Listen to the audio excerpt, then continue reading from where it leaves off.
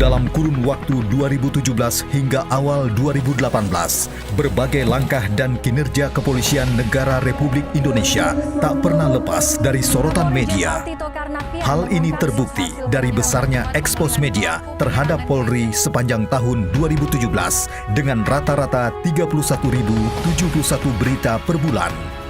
Besarnya ekspos media berbanding lurus dengan framing media terhadap Polri yang tercitra positif dalam 5 isu utama, yakni demonstrasi, terorisme, korupsi, narkoba, hingga pilkada. Semua ini tak lepas dari peran Divisi Humas Mabes Polri dalam membangun pemberitaan positif, terutama dalam berbagai capaian kinerja yang dilakukan Polri.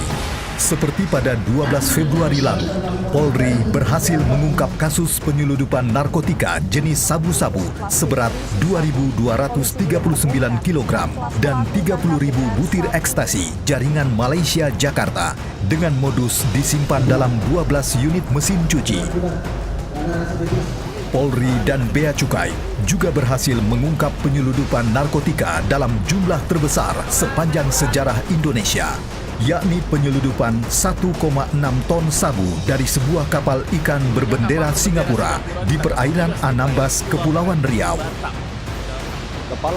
Tak hanya prestasi, Divisi Humas Polri juga terus membangun citra positif kepolisian di mata masyarakat. Salah satunya dengan membangun pesan damai dalam kedekatan kepolisian dengan tokoh-tokoh masyarakat dan keagamaan. Seperti dalam rangkaian silaturahmi Kapolri ke Ketua PBNU, Kiai Haji Said Akil Siraj, Habib Ali bin Asgaf, Ketua Umum Lajna Tanfidz Ziyah Syarikat Islam, Hamdan Sulfa, serta kunjungan Kapolri dalam silaturahmi Akbar Persis. Hal ini telah menaikkan citra positif Kapolri di media hingga mencapai angka tertinggi dibanding tokoh lainnya. Di tengah gencarnya media sosial dan masifnya arus informasi, Divisi Humas Polri turut andil dalam melakukan fungsi policing media.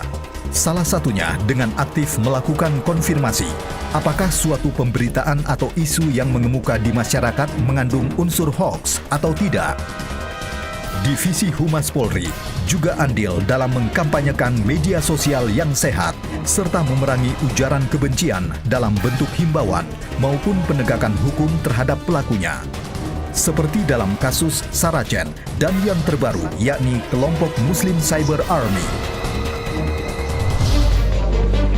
Dengan berbagai prestasi yang diraih Polri, kepercayaan publik terhadap Polri semakin meningkat sebesar 71,7% di tahun 2017 dan akan terus berupaya untuk meningkatkan tingkat kepercayaan publik terhadap institusi Bayangkara di masa mendatang. Menciptakan citra positif Polri di mata publik untuk mewujudkan Polri yang promotor, profesional, modern, dan terpercaya.